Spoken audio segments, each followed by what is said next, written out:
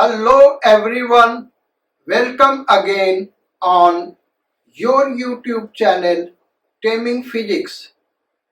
Students, आज हम लोग कुछ एक प्रॉब्लम्स करेंगे centre of continuous mass distribution के एप्लीकेशन पे। यानी इसको हम पढ़ क्यों रहे हैं बेटा? इसको पढ़ने से कुछ एक पर्टिकुलर प्रॉब्लम्स है जो कि शॉर्टकट यानी आसानी से सॉल्व हो जाते हैं। वो प्रॉब्लम रोटेशनल मोशन के हो सकते हैं, वो प्रॉब्लम वर्क एनर्जी पावर के हो सकते हैं। क्योंकि रोटेशनल मोशन आपने नहीं पढ़ा है तो उस पे बेस्ड क्वेश्चंस तो नहीं देंगे, लेकिन वर्क पावर एनर्जी के बेस पे कुछ एक क्वेश्चंस करेंगे।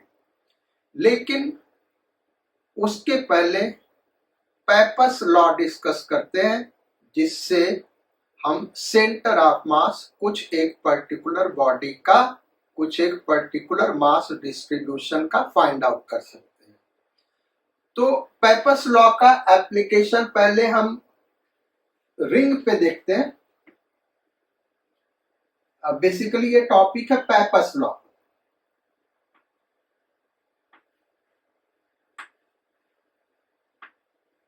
पेपर्स लॉ, इस लॉ से बेटा 11th में आप सेंटर ऑफ मास नहीं निकाल सकते, आपको नंबर नहीं मिलेगा क्योंकि सिलेबस में नहीं है।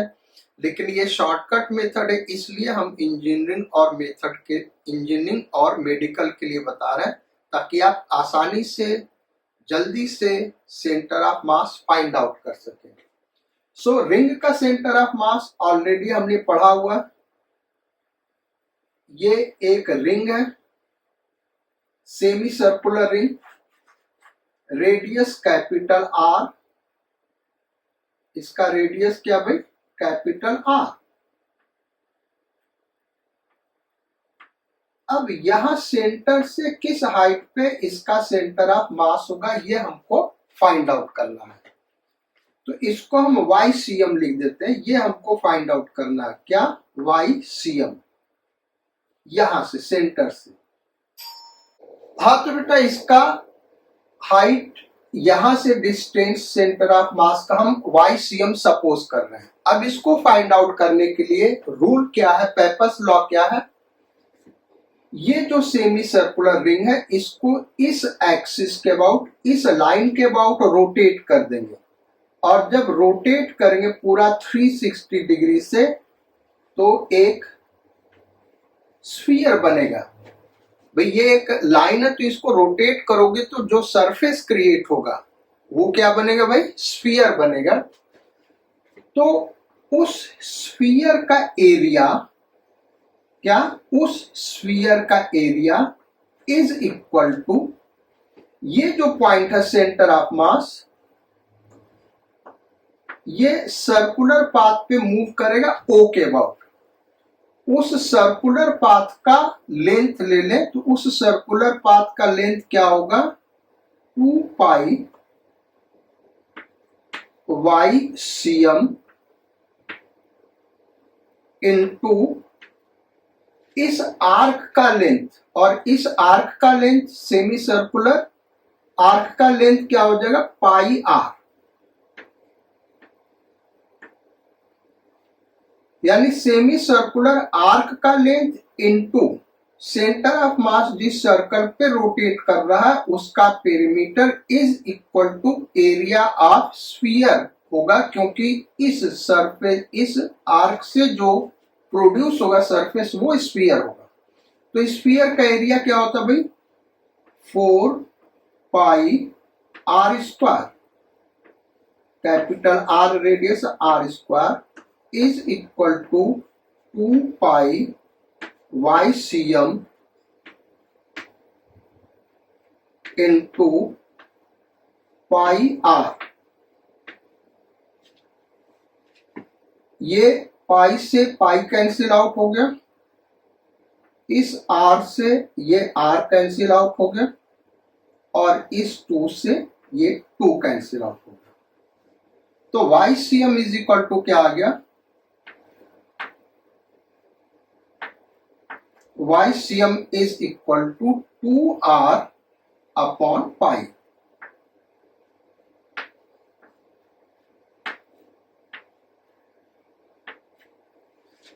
और यही फार्मूला हमने ऑलरेडी डिराइव किया हुआ है। ऐसे ही सेकेंड एप्लीकेशन पे आते हैं। सेकेंड एप्लीकेशन है, ये तो फर्स्ट एप्लीकेशन था। सेकेंड एप्लीकेशन पे आते बेटा semi circular disc. Semi circular disc का हमको सेंटर ऑफ मास निकालना, यानी ये पूरा क्या है, सॉलिड है भाई। ये जो पूरा पोर्शन है ये क्या है, सॉलिड है। ये सेमी सर्कुलर प्लेट है।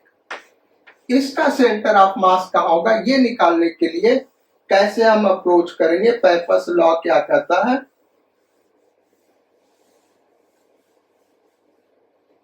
अगर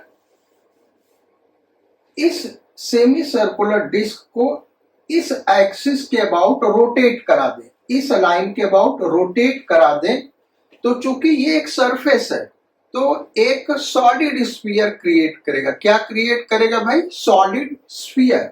इसको रोटेट कराएंगे, चूंकि ये एक सरफेस है तो एक सॉलिड स्फीयर क्रिएट करेगा। और उस शेप का जो वॉल्यूम होगा is equal to centre of mass, जिस सर्कल पे मूव कर रहा उसका पेरीमीटर 2 पाई YCM। जब इसको घुमाएंगे 360 डिग्री से इस लाइन के अबाउट, तो क्या होगा, ये जो सेंटर ऑफ मास है ये एक सर्कल पे मूव करेगा। सर्कल का पेरीमीटर क्या होगा, 2 पाई YCM इनटू इस डिस्क का area pi R square by 2, pi R square by 2। और ये किसके बराबर होगा बेटा, जो शेप ये बनाएगा उसका वॉल्यूम। तो इसको जब 360 डिग्री से रोटेट करोगे तो शेप किसका बनेगा, सॉलिड स्फीयर का। तो सॉलिड स्फीयर का वॉल्यूम हम यहां लिख देंगे, V को क्या लिख देंगे, 4 पाई बाई 3 R क्यूब। अब देखो R स्क्वायर से यहां 2 पावर कट जाएगा, केवल R रह जाएगा। दूसरा ये 2 पाई से यहां कट गया, ये आ गया 2।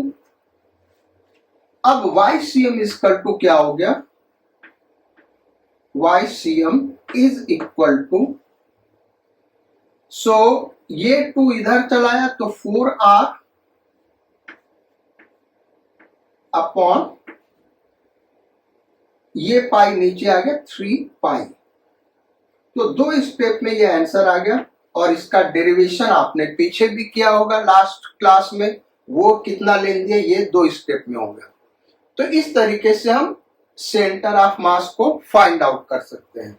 एक और थर्ड हम डिस्कस कर लेते हैं बेटा। बुक में जनरली देखोगे तो यही 2 दिया होगा, या टीचर्स वगैरह कहीं आपने पढ़ा होगा तो केवल ये 2 केस डिस्कस किए होंगे।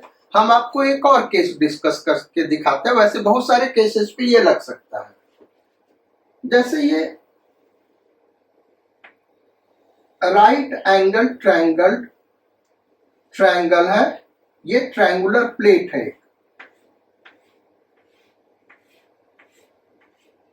इस तरीके से। अब इसके सेंटर ऑफ मास का एक्स कोऑर्डिनेट निकालना, यहां कहीं सेंटर ऑफ मास होगा। एक एक्सिस ये ले ले, हमको ये एक्स कोऑर्डिनेट निकालना है, XCM। तो XCM क्या होगा, इसके लिए इसके अबाउट रोटेट करा दें।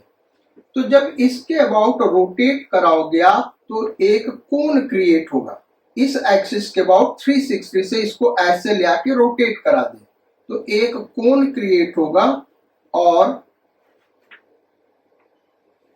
उस कोण का जो वॉल्यूम होगा, उस कोण का वॉल्यूम इज इक्वल टू, ये जिस सर्कुलर पाथ पे चलेगा सेंटर ऑफ मास, उसका पेरीमीटर 2 पाई XCM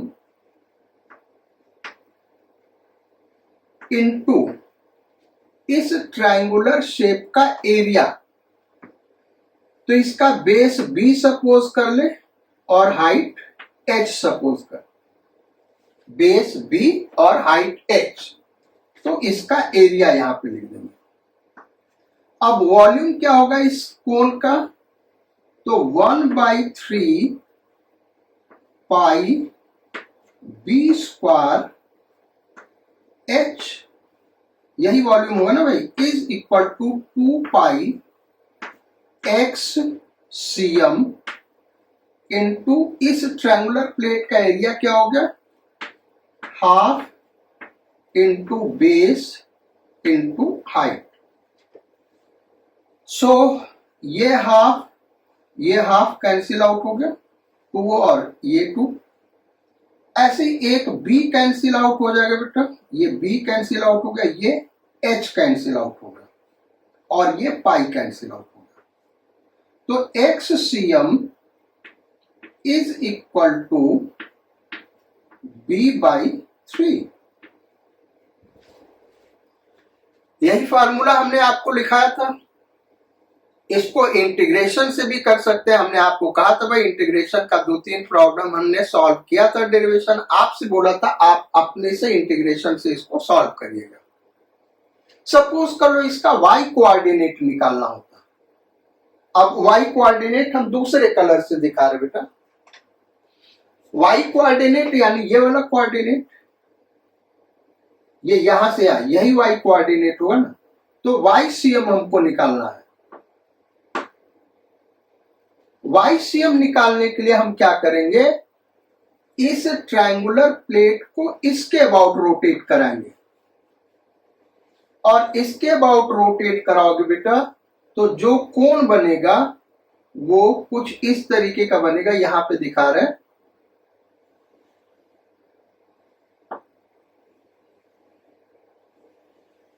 ये कोण बनेगा, फॉर्मूला एकदम वही लगना है, ये कोण क्रिएट होगा। तो इस कोण का वॉल्यूम, ये यहीं पे हम करके दिखा रहे हैं YCM निकालने के लिए।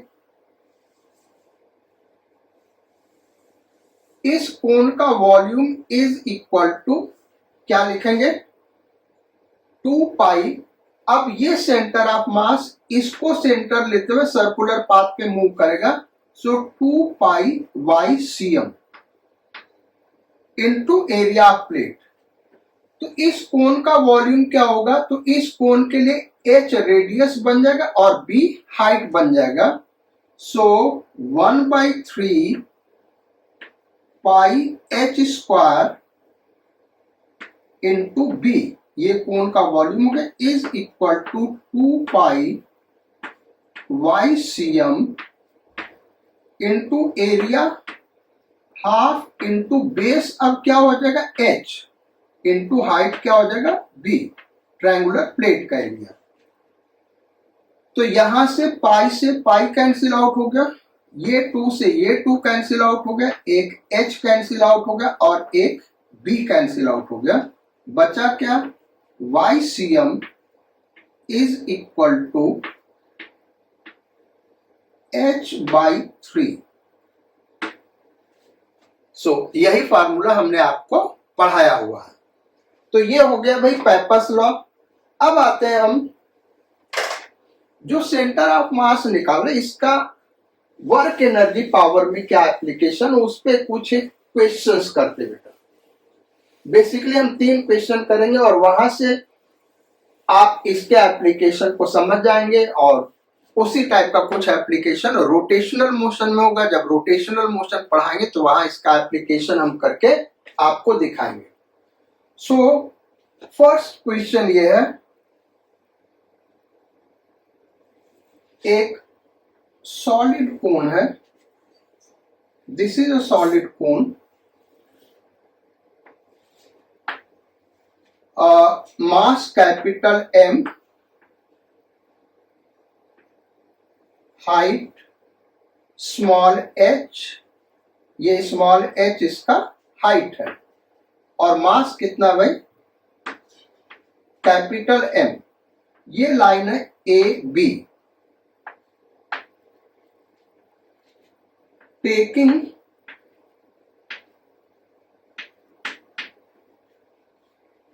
AB as ground level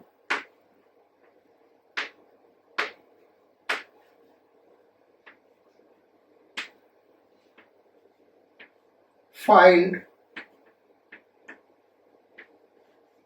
gravitational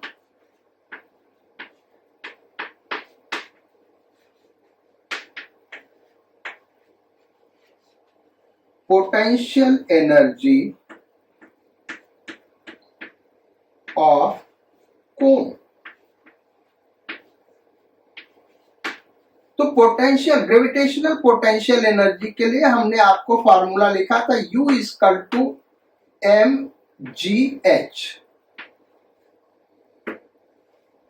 U equal to mgh, जहां पे h क्या है बेटा, बॉडी का हाइट कहां से, ग्राउंड लेवल से। ग्राउंड लेवल यहाँ पे क्या हमारा AB।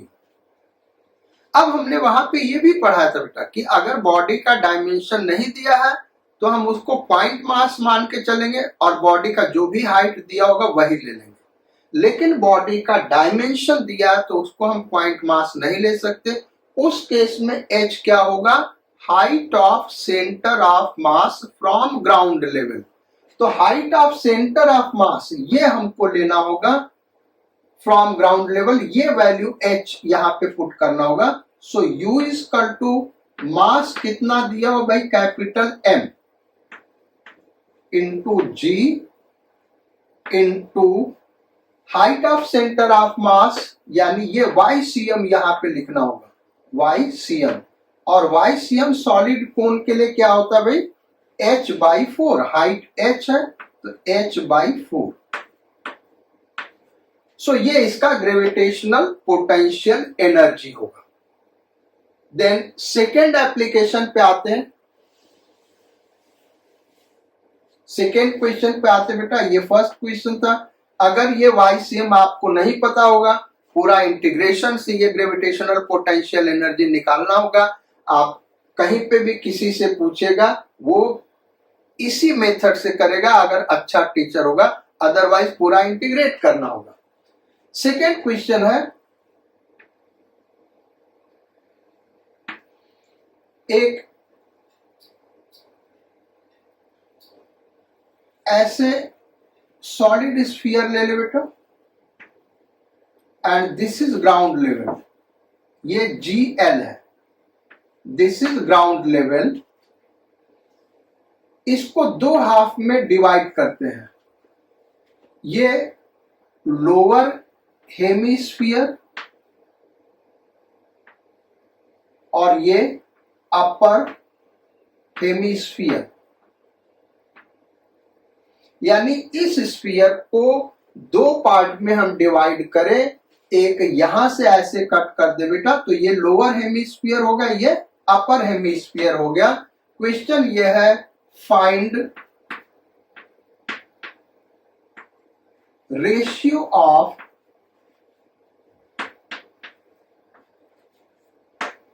Gravitational potential energy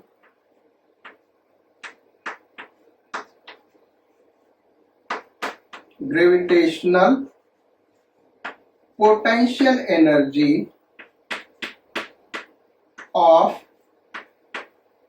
upper hemisphere and lower hemisphere। Upper hemisphere और लोअर हेमिस्फीयर के ग्रेविटेशनल पोटेंशियल एनर्जी का रेशियो निकालना है। अब आप अपने से सोचते रहे इसको कैसे सॉल्व करेंगे, लेकिन इसको सॉल्व करने का जो सबसे सिंपल मेथड बेटा वो सेंटर ऑफ मास की जानकारी होना। अगर वो नहीं आपको पता तो बिना इंटीग्रेशन के ये सॉल्व नहीं होगा, और इंटीग्रेशन आपको पूरा 15 से 20 मिनट ले लेगा इस ऑब्जेक्टिव क्वेश्चन में, जो कि आपको 1 मिनट में सॉल्व करना है। सो दिखाते हैं यहाँ पे कैसे करेंगे। अपने से ट्राई करने का कोशिश करिए, जो ट्रिक अभी हमने बताया उसके बाद हम तो सॉल्व कर रहे हैं। तो हम यहीं पे सॉल्व कर देते बेटा, इसी स्पेस में हम सॉल्व करते हैं। हमको क्या निकालना है, u upper upon u lower. Gravitational potential energy of upper hemisphere upon gravitational potential energy of lower hemisphere. कुछ नहीं दिया है, यानी हम मान के चलेंगे कि सेम मटेरियल से बना है, यूनिफॉर्म मास डेंसिटी है, यानी डेंसिटी हर जगह सेम है, यानी ऊपर वाले का जो मास होगा वही नीचे वाले का मास होगा. अच्छा, रेडियस दिया नहीं है, यानी हम उसको कैपिटल आर सपोज कर लेते हैं, और मास ऊपर वाले का कैपिटल एम, नीचे वाले का कैपिटल एम, या फिर टोटल मास कैपिटल एम मान लो, तो ऊपर वाले का मास m/2 हो जाएगा, नीचे वाले का मास m/2. तो फार्मूला हम क्या लिखेंगे, mg h upper upon mg h lower. Ground level ये दिया हो बेटा, यही हमारा ground level, this is GL. Ground level, इस ग्राउंड लेवल के रेस्पेक्ट में रेशियो निकालना है. तो अपर हेमिस्फीयर लोअर हेमिस्फीयर का मास सेम होगा, इसलिए हमने सेम रखा, G सेम होगा क्योंकि वो अर्थ का प्रॉपर्टी है. अब height of centre of mass of upper hemisphere and height of centre of mass of lower hemisphere. तो पहले देखते हैं, हमने जो हेमिस्फीयर के हाइट का फार्मूला आपको पढ़ाया था बेटा, ये ऐसे है, हेमिस्फीयर इस तरीके से, इसका रेडियस कैपिटल आर है, तो ये वाला हाइट हमने बताया था, ये है YCM. ये क्या है भाई, YCM. और ये YCM कितना हमने पढ़ाया था, 3r/8. क्या बताया था भाई, 3r/8. तो अब इस लोअर वाले का देखें तो ये जो वैल्यू है, ये वैल्यू यहां से यहां तक 3r/8 होगा, 3r/8. लेकिन हमको इस सेंटर ऑफ मास का हाइट कहां से निकालना है, ग्राउंड से निकालना है. तो ग्राउंड से हाइट ये होगा, यानी r माइनस 3r/8. तो ये हो जाएगा r माइनस 3r/8.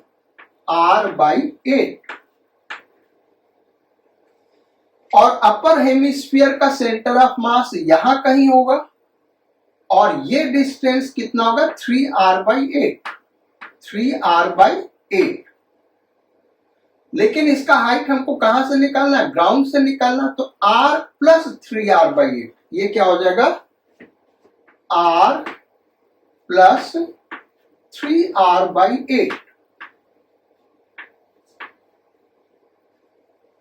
तो इसको सॉल्व करें बेटा, ये हो गया 11/5. So this will be ratio of gravitational potential energy of the upper hemisphere and lower hemisphere. Next last problem करते हैं इसके एप्लीकेशन पे, और लास्ट क्वेश्चन ये है, एक हेमिस्फीयर इस तरीके से रखा हुआ, दिस इज अ हेमिस्फीयर,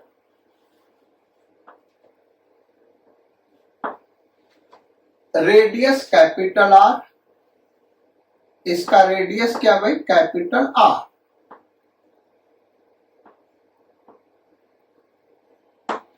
और इसी को हम ग्राउंड लेवल ले रहे हैं, ये क्या है, ग्राउंड लेवल.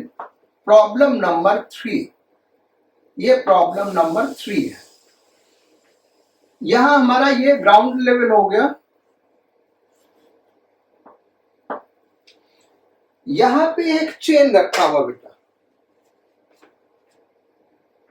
यहां पे एक चेन रखा हुआ है,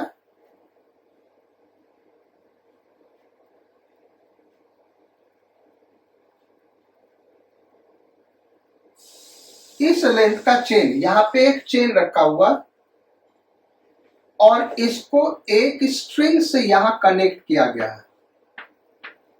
दिस इज अ स्ट्रिंग, ये क्या भाई, स्ट्रिंग है.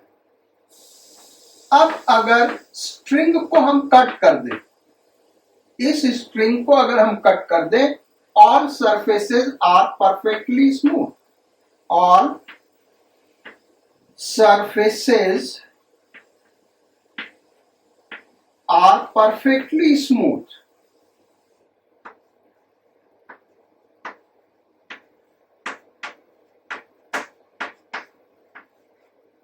Perfectly smooth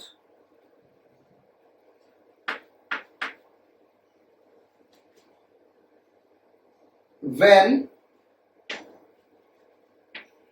string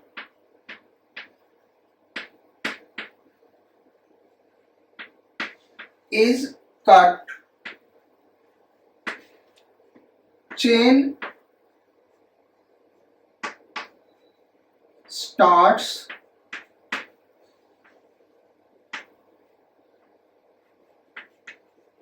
slipping,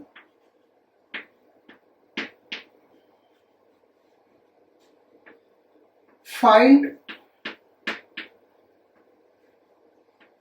speed of chain when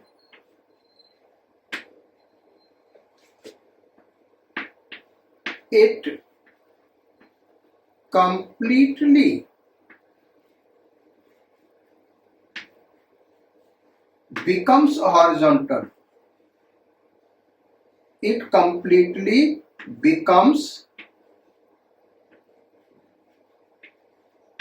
horizontal.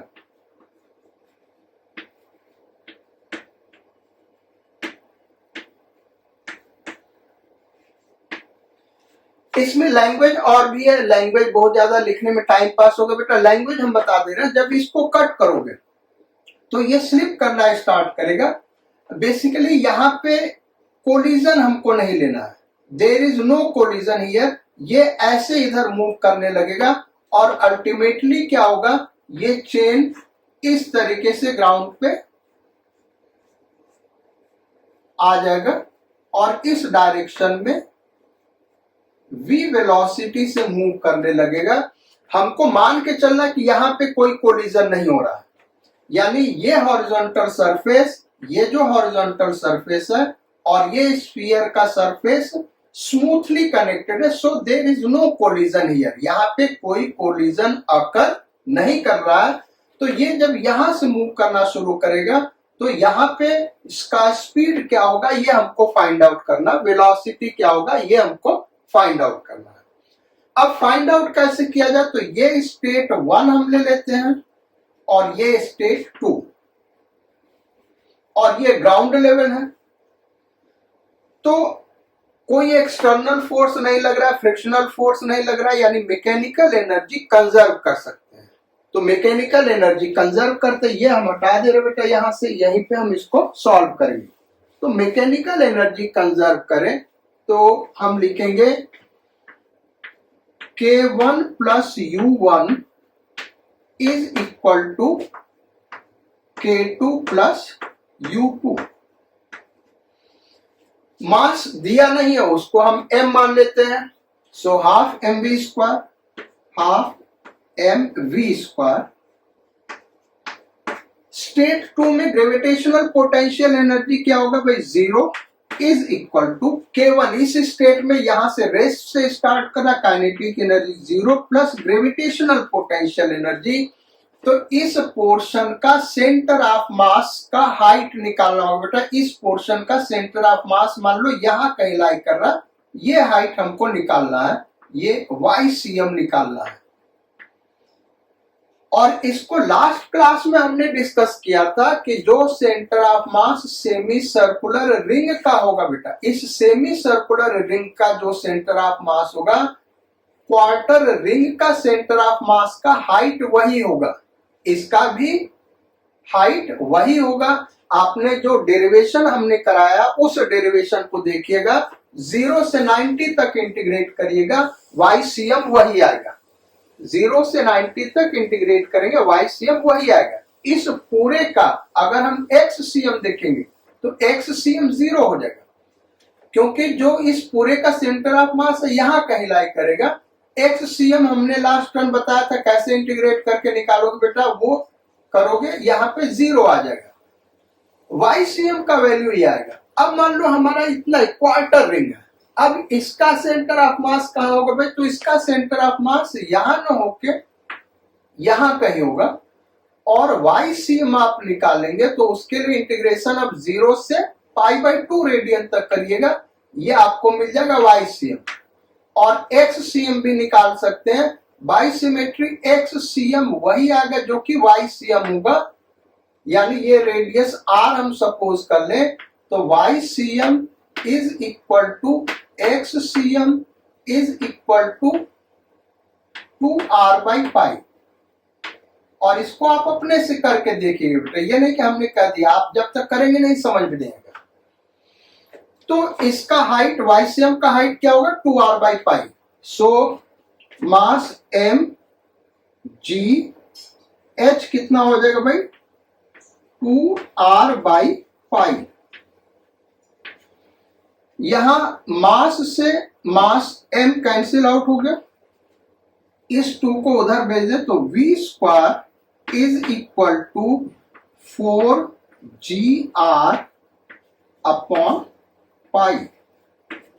So speed क्या हो जाएगा बेटा? V is equal to 2√GR/π।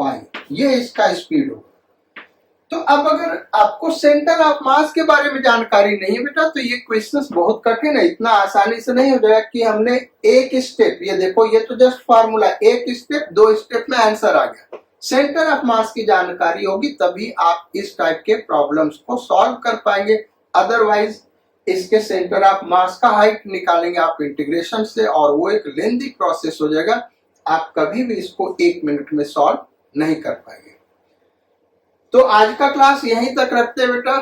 Next class जो होगा वो motion of centre of mass पे, यानी velocity of centre of mass and acceleration of centre of mass. So take good care of your studies. sayonara, Godspeed and bon voyage.